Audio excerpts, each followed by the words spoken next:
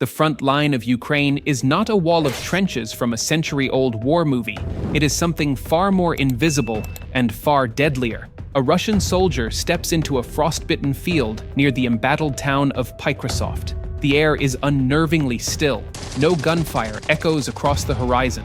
No shouts break the silence, only the faint mechanical whine of wind moving through distant tree lines. Then, without warning, a tiny black speck appears against the pale, wintry sky. It grows larger with every heartbeat. Seconds later, the blast consumes him. This is the new reality for Russian troops across the 1,200-kilometer front, a battlefield where the most lethal threat doesn't walk, drive, or crawl. It hunts from above. By 2024, drones had become the leading cause of Russian casualties. Not the relentless pounding of artillery batteries, not sniper fire from hidden ridgelines, drones. These airborne killers hunt from a few meters to over 15 kilometers away, turning open ground into a deadly no man's land long before attackers are in range of rifles or mortars. The moment Russian soldiers break cover, their movements are logged, tracked, and often punished within minutes. Ukraine's drone wall and Army of Drones programs have woven a vast, unbroken mesh of reconnaissance craft, strike drones, and kamikaze platforms across the entire front. These defeat and denial zones are an invisible minefield in the sky. The instant Russian troops are detected, a silent chain of destruction begins. First, they are spotted, then tracked, then struck with pinpoint precision, sometimes by multiple drones coordinating over secure networks. This digital web operates day and night in snowstorms or summer heat, fueled by a constant rotation of operators who have turned drone warfare into a new military art form. This transformation has allowed Ukraine to defend immense stretches of territory with a fraction of the manpower historically required. Concealed three-man posts are scattered across tree lines, hidden basements, abandoned factories, and dense forests, separated by hundreds of meters or even kilometers. They aren't trench lines in the traditional sense. Open field fortifications are mostly abandoned as suicidal under the unblinking gaze of modern ISR. Instead, these hidden posts act as silent alarm systems. Ukrainian troops remain concealed until an enemy force physically enters their sector, by which point drones have often already done the killing. Michael Kaufman, senior fellow at the Carnegie Endowment, describes it as a war of porous lines rather than continuous fronts. The romanticized image of endless, muddy trenches from World War I no longer applies. This is a war shaped by isolated strongpoints backed by fleets of airborne hunters, each one acting as both shield and spear. And because the fight is so decentralized, command structures have adapted to allow local units the autonomy to strike instantly, without waiting for orders from far behind the lines. The drone wall has given Ukraine a force multiplier to counter its most dangerous weakness: manpower shortages. Russia can replace its losses far more easily, so Kyiv has no choice but to stretch its defenders thinner and thinner.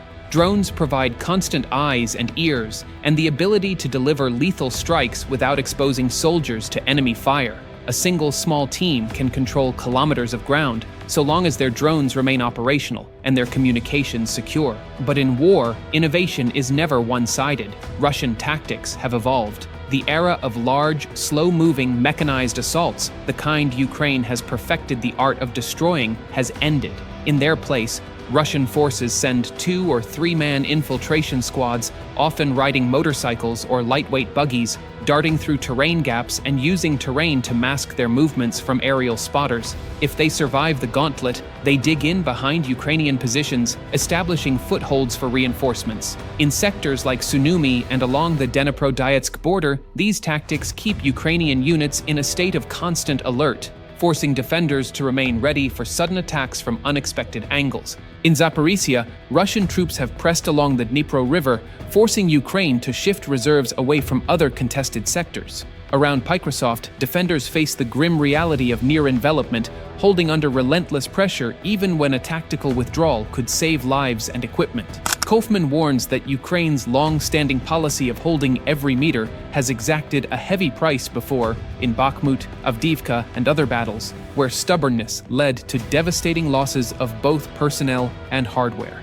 Meanwhile, the drone war itself has accelerated into a non-stop, high-speed duel.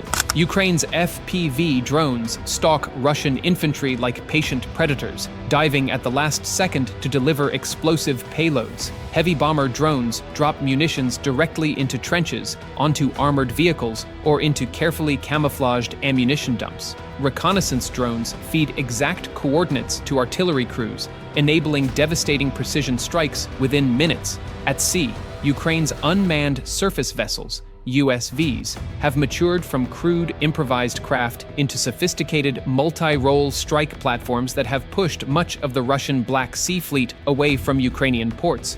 On land, unmanned ground vehicles, UGVs, keep ammunition flowing, retrieve wounded soldiers, and supply forward positions under conditions too dangerous for manned transport. Russia has responded with Rubicon drone units, specialized teams embedded in every major combat formation. Their fiber optic-controlled drones operate 20 to 25 kilometers behind Ukrainian lines, targeting supply convoys, command posts, and even intercepting Ukrainian drones mid-flight. While Ukraine's drone doctrine focuses heavily on defensive ambushes, Russia increasingly employs drones for offensive interdiction, cutting off Ukrainian units before they can be reinforced or resupplied. This is paired with coordinated artillery fire designed to collapse Ukrainian pockets before they can regroup.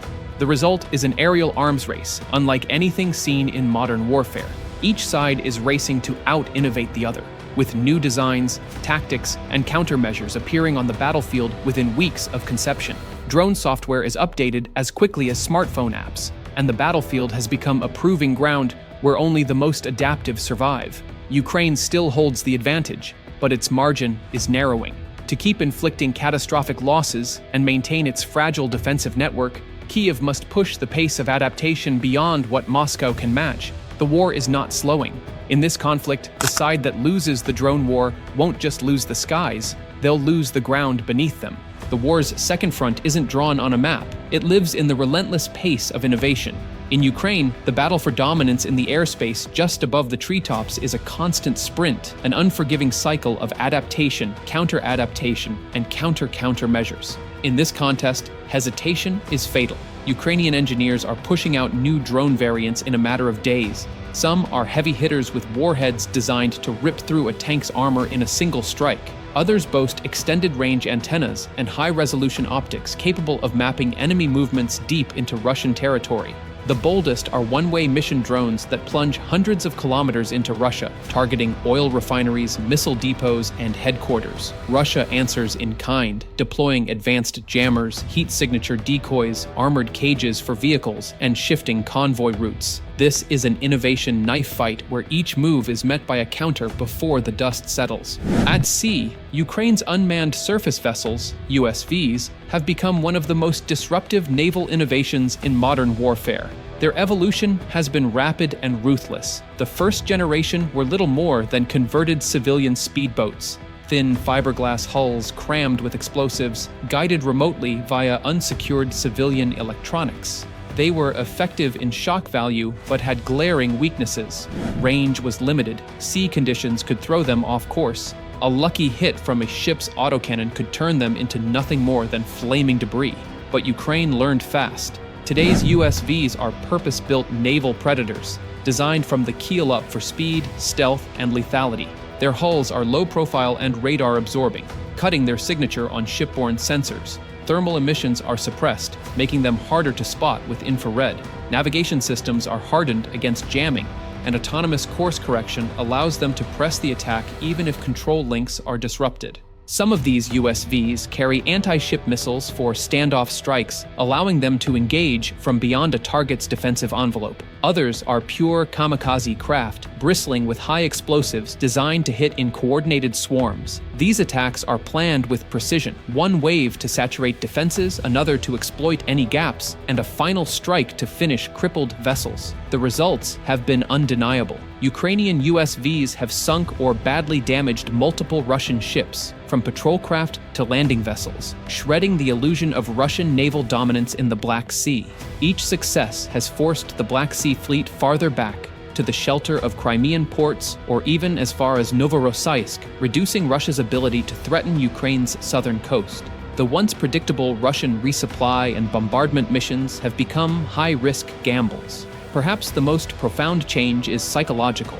Russian captains now know that danger no longer comes only from the air or beneath the waves. It can race toward them at 60 knots, nearly invisible until it's too late. Naval strategy in the region has been rewritten not by billion-dollar warships, but by fast, unmanned craft costing a fraction of a single missile they can carry. On land, unmanned ground vehicles, UGVs, are quietly rewriting the rules of war. In their earliest days, these machines were little more than remote-controlled carts, tasked with ferrying ammunition crates or rations to forward units. Useful, but hardly game-changing. That has changed. The modern UGV on the Ukrainian battlefield is a rugged, multi-role asset designed to survive and operate in the most dangerous zones, places too exposed for a manned vehicle and too far forward for safe foot movement. Armored against small arms and shrapnel, these platforms now perform life-or-death missions. They evacuate wounded soldiers from kill zones under withering fire,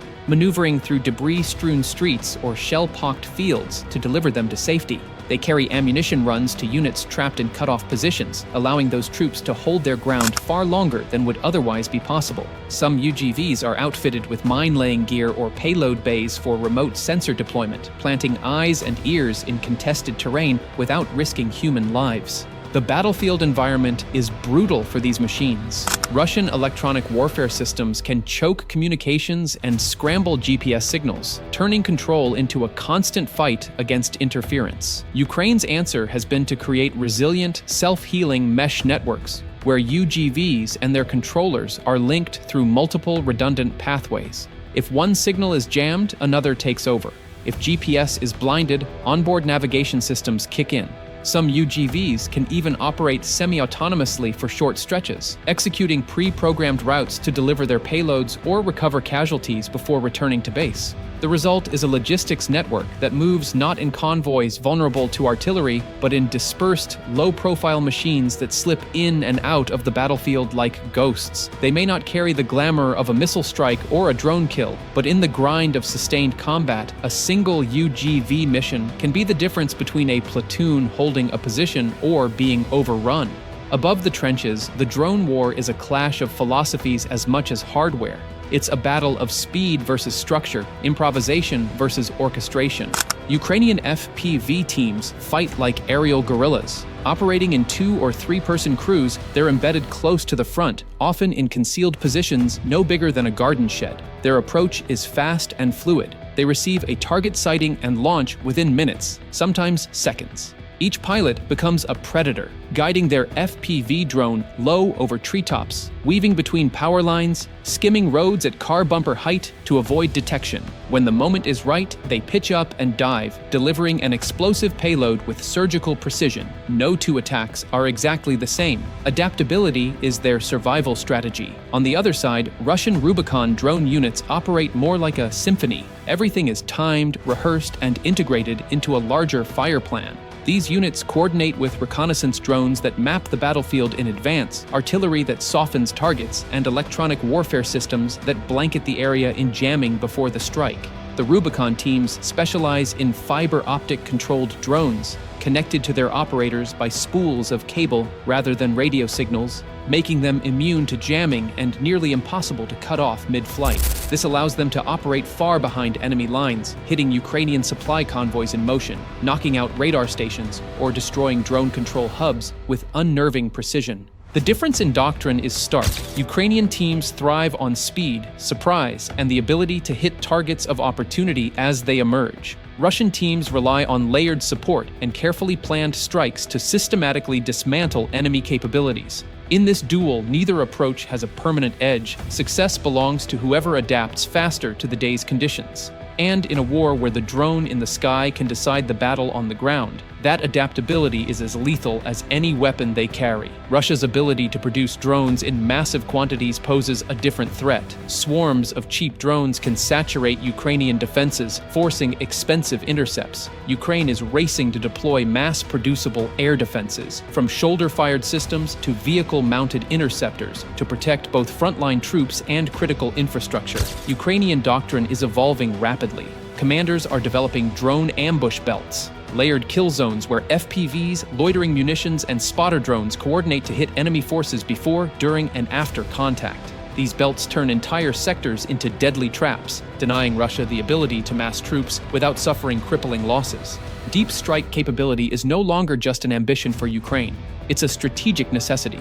The war has shown that the ability to hit far beyond the immediate front can shape the tempo of the fight in ways artillery alone cannot. Ukraine has repeatedly demonstrated it can reach more than 300 kilometers into Russian territory, striking fuel storage sites, ammunition depots, command posts, and air bases. Each successful hit sends shockwaves through Russian logistics, forcing them to reroute supplies, relocate assets, and spend valuable time and resources on repairs. But range is only half the equation. Payload remains the limiting factor. Small drones may slip past radar and weave through jamming fields, but their warheads often lack the mass to destroy hardened or deeply buried targets. The difference between damaging a facility and destroying it outright can mean the survival of an entire Russian operational hub.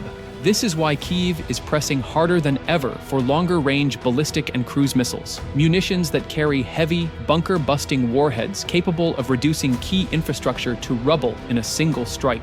In Ukrainian strategic thinking, such weapons don't just hurt the enemy, they change the enemy's calculus entirely. Russia has not taken this threat lightly. Critical sites are being fortified with reinforced concrete, blast walls, and layered air defenses. Assets that were once clustered in large, vulnerable bases are now dispersed across multiple smaller sites to minimize losses from a single strike. Early warning radar networks have been expanded, feeding into rapid response protocols designed to intercept threats while they are still inbound. On top of this, Rubicon units, Russia's specialized drone and counter-drone forces, play an active defensive role. They hunt incoming drones, sometimes meeting them head-on in the air, and work to pinpoint Ukrainian launch sites. When a launch site is found, counter-battery fire or airstrikes follow within minutes, aiming to destroy both the equipment and the highly trained crews that operate it. This is where deep strike warfare blends seamlessly into the broader combined arms contest. It's not just about drones versus drones. Every strike, every intercept is linked to artillery barrages, electronic warfare jamming, cyber intrusions, and maneuvering ground forces. In Ukraine's war for survival, the ability to reach deep and strike hard is not a luxury. It's a weapon that can change the shape of the battlefield before the first tank even moves. The human factor may be the most decisive. Ukrainian drone operators are some of the most valuable personnel in the war. Many serve for months without relief, becoming experts in specific platforms or mission types. Long-range recon, precision strike, or EW support. The strain is intense. Operators witness the battlefield in real time, including the aftermath of their own attacks. Yet morale remains high, fueled by the knowledge that each successful mission saves lives and blunts enemy advances. Both sides know the truth. Mastery of the lower airspace, between treetop and cloud, is the key to controlling the ground. In this war, the decisive warriors are not in cockpits or tank turrets, but behind control consoles, guiding small machines through the deadliest skies in modern history.